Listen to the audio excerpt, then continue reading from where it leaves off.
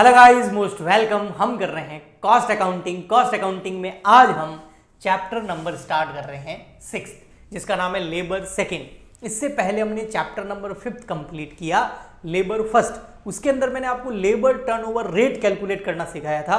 और labour turnover rate का मतलब क्या होता है कि जितना लेबर छोड़ के जा रहा है, आप उसको रिप्लेस कर रहे हैं या वो रिजाइन कर रहा है या डिस्चार्ज कर रहे हैं, अगर आपकी ऑर्गेनाइजेशन के अंदर ये ज्यादा हो रहा है, लेबर टर्नओवर रेट बहुत ज्यादा आ रही है, तो इससे आपकी ओवरऑल लेबर की कॉस्ट इंक्रीज हो जाएगी। तो लेबर टर्नओवर रेट को कैलकुलेट करना सिखाया और फिर ऑर्गेनाइजेशन डिसीजन लेता है कि उसको कम कैसे करना है।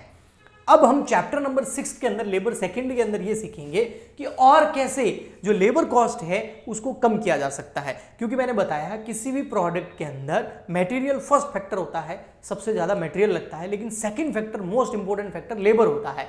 तो लेबर की कॉस्ट को कंट्रोल करेंगे तो ओवरऑल कॉस्ट आपकी कंट्रोल होगी उस प्रोडक्ट की, और जिससे कॉस्ट कंट्रोल होगी तो क्या होगा, आप कंपटीशन में आराम से सामना कर पाएंगे। कंपटीशन में आराम से सामना कर पाएंगे तो आपका गुड्स सेल ज्यादा होगा, गुड्स ज्यादा सेल होगा तो आपका प्रोडक्शन ज्यादा अच्छे लेवल का होगा, प्रोडक्शन अच्छे लेवल का होगा तो ओवरऑल कॉस्ट कम आएगी, है ना, प्रॉफिटेबिलिटी बढ़ेगी। तो ये सब एक दूसरे से लिंक्ड होते हैं। ओके, अब लेबर सेकंड के अंदर हम ये समझने वाले हैं कि और कैसे कॉस्ट को कम करें। तो ये क्या कहते हैं कि इसके अंदर दो वर्ड हैं, एक है रेम्यूनरेशन और एक है इंसेंटिव्स प्लान्स। ठीक है, अब रेम्यूनरेशन को समझना पहले, फिर मैं इसको एक्सप्लेन करता हूं। रेम्यूनरेशन का मतलब यहां पर वेजेस से है ना, जो वर्कर आपके यहां पर हार्ड वर्क कर रहा है, आपको सर्विस दे रहा है, आपके यहां काम कर रहा है ना, तो इसके बदले में आप उसको क्या दोगे, रेम्यूनरेशन दोगे। तो उसको रेम्यूनरेशन बोलते हैं, हिंदी में इसको पारिश्रमिक बोलते हैं। अगर कोई हिंदी मीडियम वाला स्टूडेंट हो तो बता दूं, हिंदी में इसको क्या बोलते हैं, पारिश्रमिक बोलते हैं। इंसेंटिव प्लान्स क्या होते हैं, इंसेंटिव प्लान्स जो है वो अगर कोई वर्कर बहुत एफिशिएंटली काम कर रहा है, कैसे काम कर रहा है, एफिशिएंटली काम कर रहा है, उसकी काम करने की जो कार्य क्षमता है, एफिशिएंसी है, वो बहुत अच्छी है, जिसकी वजह से वो बहुत सारा टाइम बचा लेता है। और टाइम सेविंग करना मोस्ट इंपोर्टेंट है, क्योंकि टाइम सेव होगा तो आपको खर्चा कम करना पड़ेगा, लेबर को वेजेस कम देना पड़ेगा। तो ये ऑर्गेनाइजेशन के पर्सपेक्टिव से अगर हम समझे तो अगर कोई बंदा एफिशिएंटली काम कर रहा है, जो काम 15 घंटे में होना है उसको 12 घंटे में कर रहा है, तो 3 घंटे आपके बचा रहा है, जिससे वो 3 घंटे में और प्रोडक्शन कर सकता है, जिससे प्रोडक्शन बढ़ता है। तो कोई वर्कर इस तरीके से एफिशिएंटली काम करके टाइम सेव कर रहा है तो उसको इसके लिए कुछ इंसेंटिव्स दो, यानी कि जो वेजेस दे रहे हो उसके अलावा उसको कुछ बोनस दो, कुछ कमीशन दो, उसको बोलते हैं इंसेंटिव प्लान्स। इससे क्या होगा, इससे प्रभावित होकर, देखो एक एम्प्लॉय एफिशिएंटली काम कर रहा है तो उसको एक्स्ट्रा पैसा मिल रहा है बोनस के नाम पर, तो उसको जब एक्स्ट्रा पैसा मिलेगा तो बाकी जो वर्कर्स हैं वो भी क्या करेंगे, कोशिश करेंगे कि हम भी एफिशिएंटली काम करें, ज़्यादा से ज़्यादा अच्छे से काम करें, और वो अगर एफिशिएंटली काम करेंगे तो उनको भी बोनस मिलेगा। तो ये एक तरीके का लालच उनको आ जाता है और सारे के सारे वर्कर एफिशिएंटली काम करते हैं, जिससे ऑर्गेनाइजेशन के अंदर बहुत सारा टाइम सेव होता है और उस टाइम सेविंग में और प्रोडक्शन होता है, और प्रोडक्शन होने की वजह से ओवरऑल कॉस्ट कम आती है, लेबर की कॉस्ट कम आती है और सेल्स ज़्यादा होती है और प्रॉफिटेबिलिटी बढ़ती है। तो अब हम यहां पर सीखने वाले हैं इस चैप्टर के अंदर कि वेजेस कैसे कैलकुलेट करते हैं और इंसेंटिव प्लान्स के जरिए किस तरीके से बोनस को कैलकुलेट करके हमें वर्कर्स को देना होता है। तो देखिए, सबसे पहले हम समझते हैं methods of remuneration. Methods of remuneration में फर्स्ट मेथड आता है टाइम रेट मेथड, यानी कि जो वेजेस है वो कैसे देनी है ना, मेथड्स ऑफ वेजेस पेमेंट या मेथड्स ऑफ रेम्यूनरेशन, कि जो उनको वर्कर काम कर रहे हैं ना, उनको मजदूरी कैसे उनकी कैलकुलेट करनी है। तो फर्स्ट कौन सा है, टाइम रेट मेथड, और सेकंड कौन सा है, पीस रेट मेथड।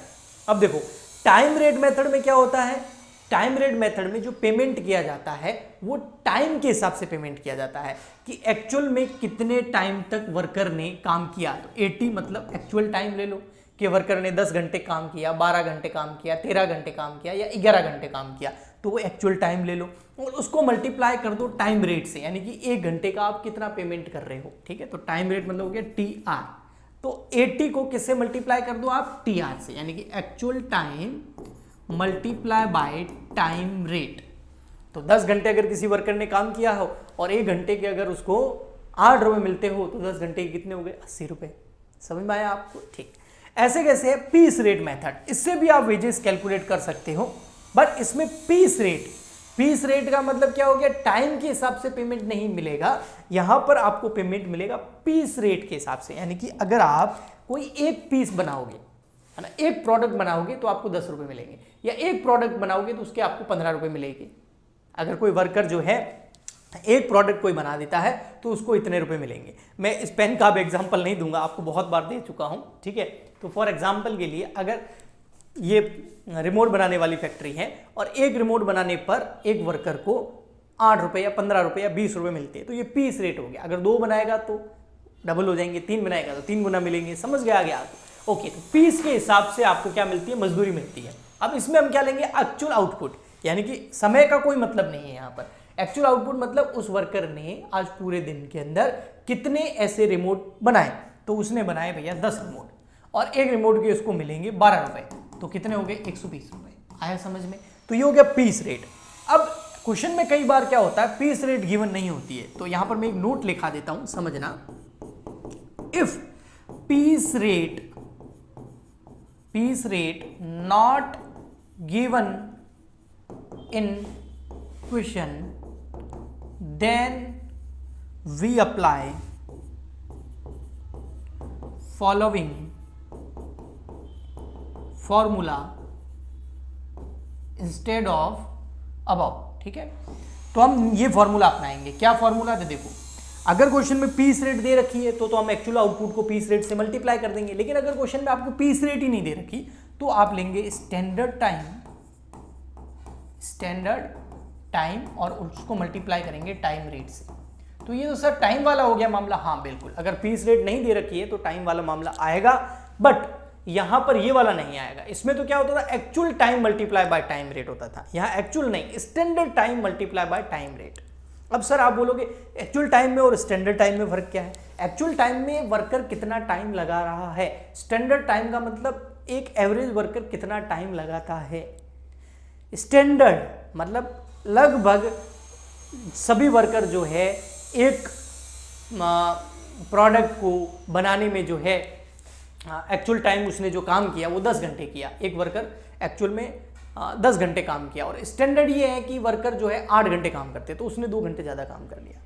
तो एक्चुअल टाइम या स्टैंडर्ड टाइम अलग होते हैं। एक्चुअल में वो जो परफॉर्म किया उसने कितने घंटे काम किया एक्चुअल में, और स्टैंडर्ड मतलब इतने घंटे तो काम करते करते स्टैंडर्ड बना हुआ है सभी के लिए। ओके ठीक, तो ये हो गया हमारा टाइम रेट और पीस रेट। अब दोनों से क्या आएगा, दोनों से ही आपकी वेजेस आएगी। बिल्कुल सिंपल है, आपको याद हो जाएगा। देखो टाइम रेट में क्या होता है, एक्चुअल टाइम को टाइम रेट से मल्टीप्लाई कर दो। पीस रेट में क्या होता है, एक्चुअल आउटपुट को, क्वांटिटी को पीस रेट से मल्टीप्लाई कर दो। अगर पीस रेट क्वेश्चन में गिवन नहीं है तो इस फॉर्मूले की जगह हम अप्लाई करेंगे standard time multiply by time rate. Okay ठीक, ये मैंने रेमुनरेशन यानी कि जो वेजेस कैलकुलेट करते हैं उसके फॉर्मूला बताए हैं, यानी कि इसके बताए हैं वेजेस के। अब मैं आपको इंसेंटिव प्लान्स के फॉर्मूला बताऊंगा वेजेस के साथ में जोड़ करके, ठीक है। तो इंसेंटिव प्लान्स में सबसे फर्स्ट, तो मैंने ऊपर क्या लिखा है, देखो यहां पर देखिए, सॉरी यहां पर क्या लिखा है, यहां मैंने लिखा है, एक सेकेंड इसको नीचे कर लेता हूं, remuneration method under incentive plan, यानी कि रेमुनरेशन तो मिलेगा ही मिलेगा, रेमुनरेशन मेथड है ये, ठीक है, बट किसमें, अंडर इंसेंटिव प्लान। रेमुनरेशन के में वही रहेंगे, time rate multiply by actual time वही रहेंगे, है ना, या फिर actual output multiply by piece rate, वो तो है ही, उससे तो वेजेस आएगी। लेकिन उसके अलावा जो बोनस होगा, जो इंसेंटिव दिया जाएगा, वो उसके क्या क्या इंसेंटिव प्लान हो सकते हैं, तो उसमें सबसे फर्स्ट हमारे सामने आता है हाल से मेथड। क्या आता है, हाल से मेथड। हाल से मेथड में अगर आपको वर्कर को कितनी अर्निंग हो रही है, एक वर्कर कितना कमा रहा है उसका पता करना हो, यानी कि उसकी टोटल अर्निंग का पता करना हो, तो आप कैसे करेंगे, वेजेस प्लस बोनस। बोनस मतलब वही इंसेंटिव प्लान। वेजेस कैसे कैलकुलेट होगा, वो तो बहुत इजी है। वेजेस तो अभी हमने ऊपर देखा, वेजेस कैसे कैलकुलेट होगा, ये देखो ये रहा, या तो actual time multiply by time rate, अगर टाइम रेट मेथड लग रहा है, पीस रेट मेथड लग रहा है तो actual output multiply by piece rate, तो इससे क्या आ जाएगी, वेजेस। अब दोनों में से कोई एक होगा, ओके, तो वेजेस तो वहां से आ जाएगी, तो वो वेजेस हम यहां लिख देंगे। अब बोनस कैसे आएगा, तो हाल से मेथड बोलता है कि अगर कोई बंदे को बोनस मिलना है तो वो कैसे मिलेगा, उसके पैरामीटर्स क्या होंगे। तो ये देखना पड़ेगा उसने टाइम कितना सेव किया और उसको मल्टीप्लाई करना पड़ेगा टाइम रेट से। अब टाइम सेविंग कैसे आएगी उसका भी मैं आपको फॉर्मूला बता देता हूं। तो टाइम सेव कैसे निकालना है, time saved equal to standard time multiply by actual time, sorry minus actual time. तो स्टैंडर्ड टाइम में से क्या लेस कर देना है, एक्चुअल टाइम लेस कर देना है। अब स्टैंडर्ड टाइम कितना, फॉर एग्जांपल के लिए स्टैंडर्ड टाइम मिलता है वर्कर को 10 घंटे, पर इस बंदे ने 8 घंटे में काम कर लिया, तो 2 घंटे इसने बचा लिए। ये क्या हो गया, 2 घंटे टाइम सेव्ड। और उसको मल्टीप्लाई किससे करना है, टाइम रेट से। टाइम रेट आगे क्वेश्चन में दे रखी होगी। उसके बाद में जो अमाउंट आएगा उसका कितना करना है, 50% करना है। अब जो आएगा वो क्या होगा, बोनस, और वो वेजेस के अंदर बोनस ऐड हो जाएगा तो टोटल अर्निंग हो जाएगी। मैं अभी ये क्वेश्चन आपको करके बताऊंगा। ओके ठीक। नेक्स्ट आता है फिर हमारा और कौन सा इंसेंटिव प्लान का मेथड है कैलकुलेट करने का, रोवन। रोवन मेथड क्या बोलता है, वही टोटल अर्निंग कैसे आएगी, wages plus bonus. Yes, wages कैसे आएगा, वही actual time multiply by time rate या फिर actual output multiply by piece rate, उससे आपका वेजेस आ जाएगा। लेकिन बोनस कैसे आएगा, बोनस का यहां फॉर्मूला देखो, यहां क्या करना है, time saved multiply by time rate. हाँ सर ये तो इधर भी था, ये रहा, यहां पर भी बोनस ऐसे कैलकुलेट करते थे, time saved multiply by time rate. तो यहां पर भी ऐसा है, लेकिन यहां पर time saved multiply by time rate करने के बाद जो अमाउंट आएगा उसका 50% करेंगे। यहां पर time saved multiply by time rate करने के बाद जो अमाउंट आएगा उसका 50% नहीं करना है, उसमें आपको इस तरीके से प्रोपोर्शन निकालना है। क्या लेना, actual time multiply by standard divide by standard time. तो एक्चुअल टाइम में स्टैंडर्ड टाइम का डिवाइड करोगे तो एक नंबर आएगा, उसको इस अमाउंट से मल्टीप्लाई करेंगे तो आपका बोनस आएगा, और उस बोनस को वेजेस में ऐड कर देंगे तो टोटल अर्निंग आ जाएगी रोवन मेथड से। एक और मेथड है, वो है इमर्सन एफिशिएंसी मेथड। अब ये इमर्सन एफिशिएंसी मेथड क्या है, इसमें भी वही टोटल अर्निंग कैसे आएगी, वेजेस प्लस बोनस। अब वेजेस कैसे आएगा, वही actual time multiply by time rate या फिर actual output multiply by piece rate, तो उससे क्या आ जाएगी, वेजेस। बोनस कैसे आएगा, तो हाल से में बोनस कैसे आता था, time saved multiply by time rate का 50%। रोवन में बोनस कैसे आता था, time saved multiply by time rate, but उसका 50% नहीं करना है, उसमें एक्चुअल टाइम में स्टैंडर्ड टाइम का डिवाइड करना है, फिर जो अमाउंट आएगा वो मल्टीप्लाई होकर बोनस आएगा। बट इमर्सन में ये ऐसे नहीं लगना, इमर्सन में मामला अलग है। इमर्सन में सर क्या है, इमर्सन में निकालनी पड़ेगी आपको एफिशिएंसी। इमर्सन में आपको क्या निकालनी पड़ेगी, एफिशिएंसी निकालनी पड़ेगी। देखो टोटल अर्निंग तो बहुत इजी थी, यहाँ पर टोटल अर्निंग कैसे थी, वेजेस प्लस बोनस। ठीक है, तो वेजेस हमको आता है, बोनस कैसे कैलकुलेट करना होगा, तो बोनस के लिए हमको देखनी पड़ेगी एफिशिएंसी, और एफिशिएंसी का जितना परसेंटेज होगा उस हिसाब से क्या मिलेगा, बोनस मिलेगा। एफिशिएंसी के परसेंटेज के हिसाब से क्या मिलेगा, बोनस मिलेगा। अगर कोई बंदा 66.67% तक एफिशिएंट है, यानी कि 0 से लगाकर 66.67% तक, तो इतनी ही एफिशिएंसी अगर उसको है तो उसको कोई बोनस नहीं दिया जाएगा। नो बोनस, भैया आपको बोनस नहीं मिलेगा क्योंकि आपकी एफिशिएंसी जो है 66.67% से कम। अगर किसी वर्कर की एफिशिएंसी 66.67% से ज़्यादा है और 90% तक है, इसके बीच में वो आ रहा है, इस कैटेगरी में आ रहा है, तो उसको 10% बोनस मिलेगा। ठीक है, और अगर कोई बंदा 90% से ज़्यादा एफिशिएंट है और 100% तक एफिशिएंट है, 90 से 100 के बीच में एफिशिएंट है, तो उसको 20% बोनस मिलेगा। बोनस का परसेंटेज है। अगर कोई बंदा 100 से भी ज़्यादा एफिशिएंट है, मान लेते हैं कोई बंदा जो है 110% एफिशिएंट है, उसकी एफिशिएंसी कितनी आ रही है, 110% आ रही है, 100 से ज़्यादा होगी, तो इस केस में क्या करना, 20% तो लेना ही है, क्योंकि 100% तक कितना 20% बोनस मिलता है, प्लस 100 से जितना ज़्यादा एफिशिएंट है वो इस 20% में ऐड हो जाएगा, तो 20% तो है ही है, प्लस अब 100 से ज़्यादा कितनी एफिशिएंसी है, 10, तो वो 10% यहाँ ऐड हो जाएगी, तो टोटल बोनस कितना मिलेगा, 30%। अगर 115 होता तो 20 प्लस 15, ठीक है, तो 35 हो जाते। अगर 140% हो तो 20 प्लस 40, 100 से ऊपर 40, तो 60% उसको बोनस मिलेगा। आया समझ में। अब आप बोलोगे सर ठीक है आपने एफिशिएंसी बता दी, तो क्या ये एफिशिएंसी जो होगी वर्कर की, ये क्वेश्चन में गिवन होगी या हमको कैलकुलेट करनी होगी, तो ये एफिशिएंसी बेटा आपको कैलकुलेट करनी होगी। अब कैसे कैलकुलेट करनी होगी वो मैं आपको बताता हूँ। देखो अब ये एफिशिएंसी कैसे कैलकुलेट करें। एफिशिएंसी, कि कोई वर्कर कितना एफिशिएंट है, ये कैसे हम पता लगाएं, उसका परसेंटेज कैसे कैलकुलेट करें एफिशिएंसी का। अरे यार, एफिशिएंसी, ठीक है।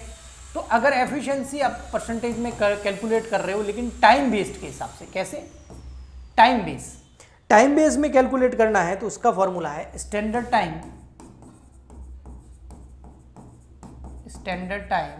डिवाइड बाय एक्चुअल टाइम और मल्टीप्लाई बाय 100, तो आपकी एफिशिएंसी आ जाएगी। लेकिन अगर आपको एफिशिएंसी कैलकुलेट करनी है आउटपुट बेसिस पर, आउटपुट बेसिस पर अगर आपको एफिशिएंसी कैलकुलेट करनी है, तो उसका फॉर्मूला होता है actual output upon standard output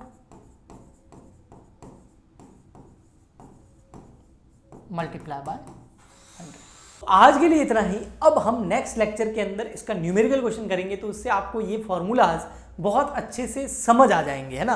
और बहुत इजी है, मैं आपको ये बता देता हूँ पहले से ही। बट आप क्या करना, अब एक बार मैं आपको स्पेस देता हूँ, आप स्क्रीनशॉट ले लीजिए और इन फार्मूलाज को अपनी नोटबुक पे नोट करना एंड याद करके आना, फार्मूलाज को समझ के आना। तो जब इसको अप्लाई करेंगे तो थोड़ा ज़्यादा मज़ा आएगा आपको, ठीक है। ये रहे आपके formula, time rate, piece rate, और नीचे ये नोट का भी स्क्रीनशॉट ले लो।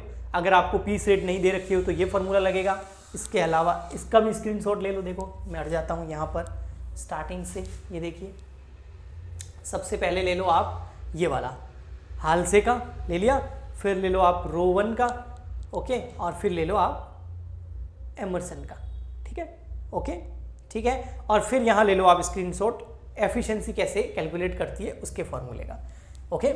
तो मिलते हैं नेक्स्ट क्लास में, हम इसके न्यूमेरिकल क्वेश्चन सॉल्व करेंगे। आज के लिए इतना ही, मिलते हैं नेक्स्ट लेक्चर में, तब तक के लिए goodbye and thank you.